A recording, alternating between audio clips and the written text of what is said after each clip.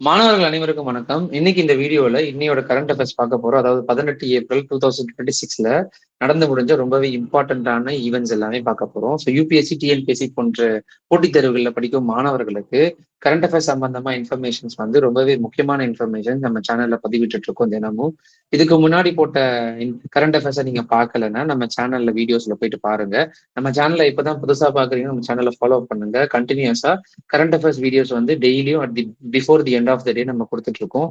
So இதை prepare பண்ணீங்கனாலே போதும், உங்களை இதுல இருந்து மேக்சிமமான கொஸ்டின்ஸ் வந்து கேட்பாங்க.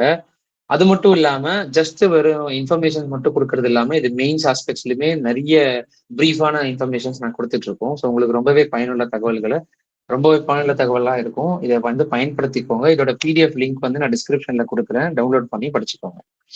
ஸோ ஃபர்ஸ்ட் ஒன் பாத்தீங்கன்னா 131st அமெண்ட்மெண்ட் பில் வந்து இப்போ இன்னைக்கு, அதாவது நேற்று ஈவினிங் பாத்தீங்கன்னா ஃபெயிலியர் ஆச்சு. காரணம் ஏன்னா, இப்போ இதுல வந்து ஒரு ராஜ்யசபாலயும் சரி லோக்சபாலையும் சரி ஒரு பில் பாஸ் பண்றாங்கன்னா அந்த பில்லோட மெஜாரிட்டியான ஓட்டு பேஸ் பண்ணி தான் அதை வந்து என்ன பண்ணுவாங்கன்னா ஒரு ஆக்டா மாத்துப்பாங்க. ஸோ மசோதா வந்து ஏப்ரல் 16 அன்னைக்கு ரிலீஸ் பண்ணாங்க. ஏப்ரல் 17 அதை வந்து பேசினாங்க. பேசும்போது சில ஆர்டிகல்ஸ் எல்லாமே சேஞ்சஸ் பண்ண போறதா சொல்லியிருந்தாங்க. அதை பத்தி இன்ஃபர்மேஷனும் நம்ம பார்க்கலாம். இதுல 131st அமெண்ட்மெண்ட் பில்லுல நிறைய விஷயங்கள் கொண்டு வந்திருந்தாங்க. அதுல முக்கியமா டீலிமிட்டேஷன். அது மட்டும் இல்லாம அடுத்த எலெக்ஷன்ல பாத்தீங்கன்னா 33% வந்து பெண்களுக்கு முன்னுரிமை கொடுக்கணும் அப்படின்ற வகையிலுமே நிறைய தேவையில்லாத விஷயங்களும் நிறைய தேவையுள்ள விஷயங்களுமே வந்து பண்ணிட்டு இருந்தாங்க. ஸோ அந்த அடிப்படையில அதுக்கு யார் யார் எல்லாமே வந்து விருப்பப்பட்டு ஓட்டு போட்டாங்க. அதுல வந்து குறிப்பிட்டிருக்கிற நபர்கள்ல 1/3%, அதாவது குறிப்பிட்டிருக்கிற அதுல 2/3 பார்ட்டி வந்து 2/3 வந்து அக்செப்ட் பண்ணணும். அப்படி இருந்தாதான் அந்த பில் வந்து பாஸ் ஆகும், இல்லைன்னா அதை ஃபெயில் பண்ணிடுவாரு அந்த லோக்சபாவோட ஸ்பீக்கர். ஓகேங்களா? ஸோ அந்த வகையில அவங்க கொடுத்திருக்கிற ஓட்டு அடிப்படையில 489 பேர் ஓட்டு போட்டிருக்காங்க. அதுல 278 எஸ் வந்திருக்கு, 211 நோ வந்திருக்கு. ஸோ இது வந்து குறிப்பிட்டிருக்கிற அளவையும் கம்மியா இருக்குன்றதுனால இந்த பில்லை ரிஜெக்ட் பண்ணிட்டாங்க. ஸோ அந்த பில்லுல என்னென்னலாம் கொடுத்திருக்கிறாங்க அப்படின்றத பத்தி பார்ப்போம். அந்த பில் வந்து எதை சம்பந்தமா கொடுத்திருக்கிறாங்கன்னு பாத்தீங்கன்னா ஆர்டிகல் 81, 82, 170, 332, 334A இது எல்லாமே இந்தியன் கான்ஸ்டியூஷன்ல கொடுத்திருக்கிற ஆர்டிகல்ஸ்ல சில சேஞ்சஸ் பண்ண போறாங்க, அமெண்ட்மெண்ட் பண்ண போறாங்க. இதை வந்து யூனியன் லா மினிஸ்டர் மிஸ்டர் அர்ஜுன் மேக்வால் அப்படின்றவர் டீலிமிட்டேஷன் பில்லோட சேர்த்து யூனியன் டெரிட்டரிஸ் லாஸ் பில்ஸையும் வந்து லிங்க் பண்ணி கொடுத்திருக்கிறாரு. அந்த வகையில அந்த ஒவ்வொரு ஆர்டிக்கலும் என்ன சொல்லுது, இதுல ஏன் சில சேஞ்சஸ் கொண்டு வராங்க அப்படின்றதையும் பார்ப்போம். இப்ப ஆர்டிகல் 81 பாத்தீங்கன்னா கம்போசிஷன் ஆஃப் லோக்சபாவோட சீட் எண்ணிக்கையில முக்கியமா சீட்டை வந்து நம்ம நேத்தே பார்த்துருந்தோம், 850 சீட்ஸா இன்க்ரீஸ் பண்ண போறாங்க ஃப்ரம் 543 சீட்ஸ்ல இருந்து. ஸோ 543 சீட்ஸ்ல இருந்து 850 சீட்ஸா இன்க்ரீஸ் பண்ண போறாங்க. அதுல 830 சீட்ஸ் வந்து ஸ்டேட்ஸுக்கும் பிளஸ் 20 சீட்ஸ் வந்து யூடிக்கும் கொடுக்க போறதா சொல்லியிருந்தாங்க, based on the census. So இதுக்கு முன்னாடி 2011 ஏற்பட்ட சென்சஸ் அடிப்படையில இவங்க அதுக்கேற்ற மாதிரி 543 சீட்ஸா இன்க்ரீஸ் பண்ணாங்க. ஆனா 2021 எடுத்திருக்கணும், 22ல கோவிட் டைம்ல இருந்ததுனால சென்சஸ் எடுக்கல. அதுக்கப்புறம் இந்த 2026 எண்டுல இருந்து எடுக்க போறதா தெரியப்படுத்திருக்கிறாங்க. அந்த வகையில அந்த சென்சஸ் அடிப்படையில சீட்ஸ் வந்து இன்க்ரீஸ் பண்ண போறது, அந்த பாப்புலேஷன் கவுண்ட் அடிப்படையில இன்க்ரீஸ் பண்ண போறதை தெரியப்படுத்திருக்கிறாங்க. அந்த வகையில இந்த 81 and 82 ஆர்டிகல் வந்து இந்த ரீஅட்ஜஸ்ட்மெண்ட்ஸ் ஆஃப் லோக்சபா சீட்ஸை எண்ணிக்கை அதிகப்படுத்துறதுக்கான ஒரு ஆர்டிகல் தான் வந்து இந்த 81 and 82 based on the census. So இதை வந்து டீலிமிட்டேஷன் அப்படின்னு சொல்லிட்டு பேர்ல குறிப்பிடுறாங்க. ஆர்டிகல் 170 பாத்தீங்கன்னா எப்படி ஸ்டேட்ல, அதாவது நமக்கு லோக்சபால இன்க்ரீஸ் பண்ணாங்களோ அந்த மாதிரி ஸ்டேட் லெஜிஸ்லேட்டிவ் அசம்பிளிஸ்லயுமே வந்து காம்போசிஷன் அதிகப்படுத்துறது பத்தியும் தெரியப்படுத்தி இருக்கிறாங்க. இதுல மினிமமா 60 மெம்பர்ஸாகவும் மேக்சிமம் 500 மெம்பர்ஸ் இருக்கணும் அப்படின்னு சொல்லிட்டு குறிப்பிடப்பட்டிருக்கு. இது நமக்கு தெரியும் முன்னாடியே. ஸோ இதோட சில அமெண்ட்மெண்ட்லையும் கொண்டு வர போறதா அந்த லால தெரியப்படுத்தி இருக்கிறாங்க அந்த அமெண்ட்மெண்ட் பில்லு. ஆர்டிகல் 132 பாத்தீங்கன்னா சுப்ரீம் கோர்ட்டோட ஜூரிஸ்டிக்ஷன்ஸை வந்து கொஞ்சம் தீவிரப்படுத்தணும் அப்படின்றதுக்கான பில் தான் ஆர்டிகல் 132. இந்த அமெண்ட்மெண்ட் பில் இந்த ஆர்டிகலோட சேர்த்து கொடுத்திருக்கிறாங்க. ஆர்டிகல் 332 பாத்தீங்கன்னா reservation of seats for scheduled caste and scheduled tribes.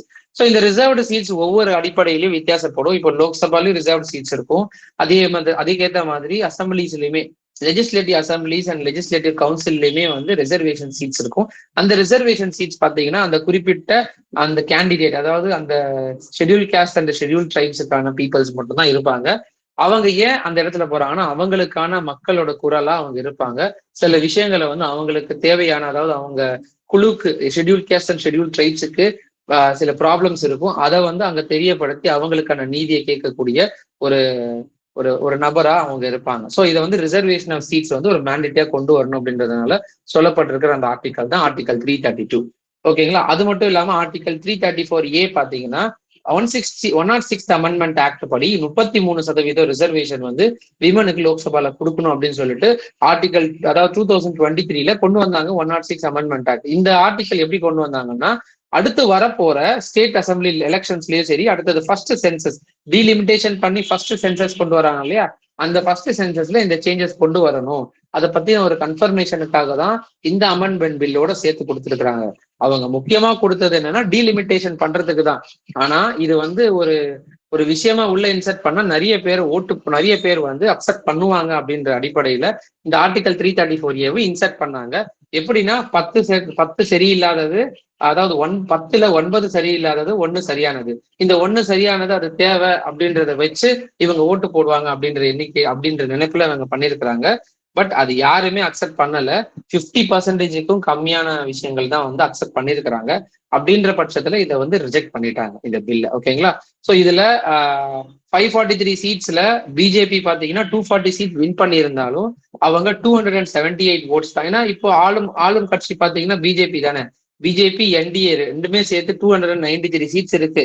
Majority தான். அதாவது 73 சீட்ஸ் வந்து இருந்தாலே மெஜாரிட்டி தான். ஆனா அந்த 273 சீட்ஸை தாண்டி 278 வந்து அக்செப்ட் பண்ணியிருக்கிறாங்க. ஆனா ரிஜெக்ட் பண்ணவங்க எத்தனை பேர்னு பாத்தீங்கன்னா அதுக்கு பாதி இருக்குன்றதுனால இதை வந்து ரிஜெக்ட் பண்ணிட்டாங்க. ஓகேங்களா? ஸோ இது தமிழ்லயும் கொடுத்துருக்கிறேன், நீங்க பாத்துக்கோங்க. ஸோ இது வந்து கொஸ்டின்ல கேட்பாங்க, எப்படின்னா நாரி சக்தி வந்தன் அதிநியம் அப்படின்ற சொல்லப்படுற ஆர்டிகல் எது கான்ஸ்டியூஷன்ல கேட்டாங்கன்னா 334A which describes the 33% reservation for women in Lok Sabha அப்படின்றது. ஓகேங்களா? நாரி சக்தி வந்தன் அதிநியம் அப்படின்ற பேர்ல. ஓகேங்களா? அடுத்தது first wild life offence prosecution, முதல் வனவிலங்கு குற்ற வழக்கு விசாரணை வந்து இப்ப அண்மையில ஏற்பட்டுச்சு. என்னன்னா வைல்ட் லைஃப் ப்ரொடெக்ஷன் ஆக்ட் படி ஷட்டூஷ் ஷால்ஸ் அப்படின்ற ஒரு வகையான துணிகளை வந்து அவங்க தடை பண்ணியிருக்கிறாங்க. இந்த ஷட்டூஷ் அப்படின்ற ஒரு வகையான துணி பாத்தீங்கன்னா எதுல இருந்து செய்யறாங்கன்னா சட்டூஷ் அப்படின்னு சொல்லப்படுற ஒரு வகையான மான் வகையை சேர்ந்தது. அதோட இன்னொரு பேர் என்னன்னு பாத்தீங்கன்னா சிறு அப்படின்னு சொல்லப்பட்டிருக்கிற மான் வகை. அதோட சயின்டிபிக் நேம் வந்து பாந்தோலோப்ஸ் அட்ஸ்கோனி அப்படின்னு சொல்லிட்டு சொல்லப்படுற சயின்டிபிக் நேம். இது அதிகமா இந்த திபெத்தியன் பிளாட்டிவ்ஸ், அதாவது திபெத்தியன் பள்ளத்தாக்குல பீடபூமியில காணப்படுற ஒரு வகையான ஒரு மான் வகை. இந்த மான் வகையை வேட்டையாடி அதோட தோலை தான் வந்து எடுத்து அவங்க என்ன பண்ணிருக்கிறாங்கன்னா இந்த வகையான ஷால்ஸை வந்து உருவாக்கி இருக்கிறாங்க. இந்த ஷால்ஸை வந்து தடை செய்யறது மூலயமா அந்த விலங்கு வந்து பாதுகாக்கப்படும். ஏன்னா ஒவ்வொரு வனவிலங்குகளுமே வந்து வேட்டையாடி அதோட தோலுக்காகவும் அதோட இறைச்சிக்காகவும் அதோட இனத்தையே வந்து அழிச்சிட்டு அதோட என்டேஞ்சர் ஸ்பீசிஸ் ரேட்ல கொண்டு வந்துடுறாங்க. ஸோ IUCN ரெட் லிஸ்ட்ல பாத்தீங்கன்னா இது வந்து இடம்பெற்றிருக்கிறது. அதனால இதுக்கு தேவையான த்ரெட்டன்ஸ் என்னென்னலாம் இருக்குன்றதை ஐடென்டிஃபை பண்ணி அதெல்லாமே வந்து கேட்டகரைஸ் பண்ணி ஸ்டாப் பண்ணிருக்கிறாங்க. So wildlife protection act 1972 மூலியமா இதை வந்து இல்லீகல் எக்ஸ்போர்ட் பண்றதை யாருமே தெரியப்படுத்தாம, அதாவது எந்த ஒரு இன்ஃபர்மேஷனும் கொடுக்காம இதை எக்ஸ்போர்ட் பண்றதை தவிர்க்கணும் அப்படின்ற அடிப்படையில என்ன பண்ணிருக்கிறாங்கன்னா இவங்க ஸ்டாப் பண்ணிட்டாங்க. ஸோ இந்த வைல்ட் லைஃப் ப்ரொடெக்ஷன் ஆக்ட் 1972 மூலமா இந்த ஷட்டூஷ் அப்படின்னு சொல்லப்படுற சிறு வகையான மான்களை வந்து இல்லீகலா எக்ஸ்போர்ட் பண்றதை வந்து தடுக்கிறதுக்காக உருவாக்கப்பட்டது. இதுல பாத்தீங்கன்னா இவங்களோட, அதாவது இந்த வைல்ட் லைஃப் இந்த சிறு அப்படின்ற அந்த மானை வந்து எக்ஸ்போர்ட் பண்றதை தடுக்கிறதுக்கு ஒரு சில அமைப்புகள், அதாவது ஒரு சில குரூப்ஸ் வந்து இணைஞ்சு இதை செயல்படுத்த போறதா, இந்த அஃபென்ஸ் ப்ரொசிக்யூஷனை செயல்படுத்த போறதா தெரியப்படுத்திருக்காங்க. என்னன்னா யாருன்னா Central Bureau of Investigation, Wildlife Crimes and Control Bureau, Customs and Wildlife Institute of India அப்படின்ற அமைப்பு. இந்த மூணு அமைப்புகளும் சேர்ந்து இந்த ஆபரேஷன் வந்து சக்சஸ் பண்ண போறதா தெரியப்படுத்திருக்கிறாங்க. ஓகேங்களா? சோ இந்த ஷட்டூஷ் அப்படின்ற ஒரு வகையான மான் ஒரு தோல் வகையை வச்சு அந்த டவல்ஸ் ரெடி பண்றாங்க. இதை வந்து 1975ல இதை வந்து பேன் பண்ணிட்டாங்க. 1975ல பேன் பண்ணிட்டாங்க. யாருன்னா அந்த சிட்டிஸ் அப்படின்னு சொல்லியிருக்கிற அமைப்பு.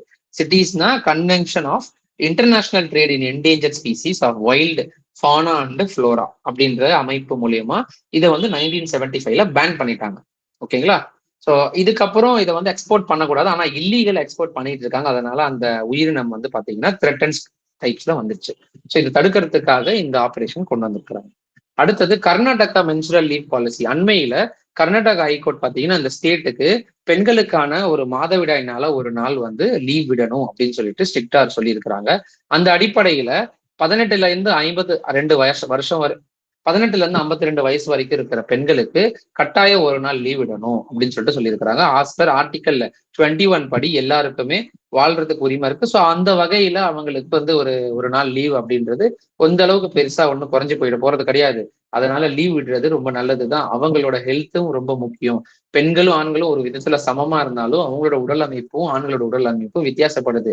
ஸோ அந்த அடிப்படையிலையும் நம்ம வந்து அவங்களை அனுசரிச்சு அவங்களுக்கான ஒரு மென்சுரலுக்கான லீவ் பாலிசியை இதை தெரியப்படுத்தியிருக்கிறாங்க. ஸோ இது வந்து ஒரு பில்லா பாஸ் பண்ணியிருக்கிறாங்க. Karnataka menstrual leave and hygiene bill 2005 இந்த பில்லா பாஸ் பண்ணி அதை வந்து எனாக்ட் பண்ண போறதா சொல்லியிருக்கிறாங்க வித்தவுட் எனி டிலே. ஸோ இது எந்தெந்த வகையில எல்லாம் யார் யாருக்கெல்லாம் செயல்படும் பாத்தீங்கன்னா, ஃபேக்டரிஸ்ல இருக்கிறவங்க ரெஜிஸ்டர் பண்ணியிருக்கிற ஒவ்வொரு கம்பெனிஸுமே இதுல வந்து செயல்படுத்தப்படும். யூஎஸ் வந்து பாத்தீங்கன்னா 2030க்குள்ள யூஎஸ்ல வந்து ஸ்பேஸ்ல வந்து நியூக்ளியர் ரியாக்டர்ஸ் செட் பண்ண போறதா ஒரு நியூஸ் வந்து தெரியப்படுத்தி இருக்கிறாங்க. அதாவது இப்போ ஆர்டிமிஸ் 2 அப்படின்ற ப்ரோப் மிஷன் மூலியமா மனிதர்களை வந்து பூமியில இருந்து மூணுக்கு எடுத்துட்டு போயிட்டு திருப்பியும் மூணுல இருந்து பூமிக்கு கொண்டு வர ஒரு மிஷன் தான் வந்து ஆர்டிமிஸ் 2 மிஷன். ஸோ இதுக்கு முன்னாடி அப்போலோ அப்படின்ற மிஷன் மூலியமா சக்சஸ் பண்ணியிருக்கிறாங்க. இப்போ ரீசெண்டா இது சக்சஸ் ஆகியிருக்கு. அந்த ஆர்டிமிஸ் 2 மிஷன் மூலியமா இவங்க என்ன பண்ண போறாங்கன்னா 2030க்குள்ள அங்க நியூக்ளியர் ரியாக்டர்ஸை வந்து செட் பண்ணி அது மூலியமா 20 கிலோவாட் எலக்ட்ரிசிட்டியை அட்லீஸ்ட் அந்த ஆர்பிட்ல 3 வருஷத்துக்கு, அது மட்டும் இல்லாம 5 வருஷம் அந்த மூணுல செட் பண்ண போறோம். 5 வருஷத்துக்குள்ள அதை செட் பண்ண போறதா தெரியப்படுத்தி இருக்கிறாங்க. ஸோ 5 வருஷமா அந்த 3 வருஷத்துக்குள்ள இருக்கிற எலக்ட்ரிசிட்டி வகையில பாத்தீங்கன்னா 20 கிலோவாட் எலக்ட்ரிசிட்டியை வந்து உருவாக்க போறதா அந்த மிட் பவர் ரியாக்டர்ஸை கிரியேட் பண்ண போறதா தெரியப்படுத்திருக்கிறாங்க. ஓகேங்களா? இது மூலியமா அந்த பெர்மனன்ட் ஹியூமன் செட்டில்மெண்ட்ஸ் அந்த லூனார் சர்ஃபேஸ், அதாவது மூணுல பெர்மனன்ட் ஹியூமன் செட்டில்மெண்ட், மனிதர்கள் அங்க ரொம்பவே அதாவது ரொம்ப நாட்கள் தங்குறதுக்கான ஒரு எபிலிட்டியை கிரியேட் பண்ணணுன்றதுனாலையும் இந்த மிஷன்ஸ் வந்து கொண்டு வந்திருக்கிறாங்க. அதுக்கப்புறம் இன்னொரு நியூஸ் என்னன்னு பாத்தீங்கன்னா, பிரதன் மந்திரி கிராம் சதக் யோஜனா அப்படின்னு சொல்லப்படுற ஒரு யோஜனா வந்து கண்டினியூ பண்றதுக்கான அப்ரூவல் தான் இது. இந்த பிரதன் மந்திரி கிராம் சதக் யோஜனா என்னன்னு பாத்தீங்கன்னா, ஒரு ரோட்வேஸ், அதாவது கிராமப்புறங்கள்ல இருக்கிற அந்த குண்டும் குழியுமா இருக்கிற ரோட்ஸை வந்து சிட்டிஸோட இணைக்கிறதுக்கான ஒரு ப்ராசஸ், ஒரு திட்டம் தான் வந்து இந்த பிரதான் மந்திரி கிராம் சதக் யோஜனா அப்படின்றது. இது மூலயமா என்னென்ன ஒரு நன்மைகள் ஏற்படும்னா, ஒரு rural areas main roads and சிட்டிஸோட கனெக்ட் பண்றதுக்கான பாசிபிலிட்டிஸ் ஏற்படும். ஈஸியா ஆக்சஸ் பண்ணிக்கலாம் ஒவ்வொரு அக்ரிகல்ச்சர் மார்க்கெட்ஸ் மூலியமா. அதாவது அது மூலியமா அங்க வந்து ஒரு எம்ப்ளாயபிலிட்டி ஒரு வழி வந்து உருவாகும். எஜுகேஷன் வைஸ்ல பாத்தீங்கன்னா மனிதர்கள், அதாவது அங்கிருந்து ஹையர் ஸ்டடீஸுக்கு அங்கிருந்து குடிபெயர்ந்து ஹையர் ஸ்டடீஸ் போயிட்டு வரதுக்கான ஒரு வாய்ப்புகள் ஏற்படும். இந்த வகையில் ஏற்படும் போது அவங்களுக்கு ஒரு எம்ப்ளாய்மெண்ட் வந்து கிரியேட் ஆகும். எம்ப்ளாய்மெண்ட் அதிகமாச்சுன்னா ஒரு பெர் கேபிட்டா இன்கம் இன்க்ரீஸ் ஆகும், ஜிடிபி இன்க்ரீஸ் ஆகும். ஸோ இதெல்லாமே வச்சுதான் அவங்க என்ன பண்ணிருக்காங்கன்னா இந்த திட்டத்தை வந்து 2028 வரைக்கும் அப்ரூவல் பண்ணிருக்கிறாங்க கண்டினியூ பண்றதுக்கு. ஸோ அண்மையில டெபுட்டி சேர்மன் ஆஃப் ராஜ்யசபாவா ஹரிவன்ஷ் நாராயண் சிங் அப்படின்றவர் தேர்ந்தெடுக்கப்பட்டாரு. இப்போ இவரை பத்தி தெரிஞ்சுக்கிறதுக்கு பதிலா நம்ம டெபுட்டி சேர்மனோட ரோல் என்ன, அவர் எப்படி தேர்ந்தெடுக்கப்படுறாரு அப்படின்றத தெரிஞ்சுக்கலாம். டெபுட்டி சேர்மன் பாத்தீங்கன்னா ஒரு நாமினேட்டட் எம்பி, அதாவது இவர் வந்து நாமினேட்டட் எம்பி, அதாவது நாமினேட் பண்ணி தேர்ந்தெடுக்கப்பட்டாரு. பிரசிடென்ட்னால 12 எம்பியை வந்து நாமினேட் பண்ண முடியும் ராஜ்யசபால. அந்த மாதிரி 12 மெம்பர்ஸை வந்து நாமினேட் பண்ணிருக்கிறாரு. அதுல ஒரு எம்பி தான் வந்து ஹரிவன்ஷ் நாராயண சிங். இவரை பத்தின ஆர்டிக்கல் பாத்தீங்கன்னா 89(2) அப்படின்னு சொல்லப்படுற ஆர்டிக்கல் தான் வந்து டெபுட்டி சேர்மனை பத்தி சொல்றது. இவர் பாத்தீங்கன்னா டெபுட்டி சேர்மனா 3வது முறை தேர்ந்தெடுக்கப்பட்டிருக்கிறாரு. எப்படி வந்து ஒரு டெபுட்டி சேர்மனை தேர்ந்தெடுப்பாங்கன்னு பாத்தீங்கன்னா, ராஜ்யசபால இருக்கிற மொத்த எம்பிஸ் மட்டும்தான் தேர்ந்தெடுப்பாங்க. சும்மாவே, அதாவது நார்மலா சிம்பிள் மெஜாரிட்டி ஓட் மூலியமா, சிம்பிள் மெஜாரிட்டி ஓட்னா 51% இருந்தா அவர் தேர்ந்தெடுக்கப்படுவார்.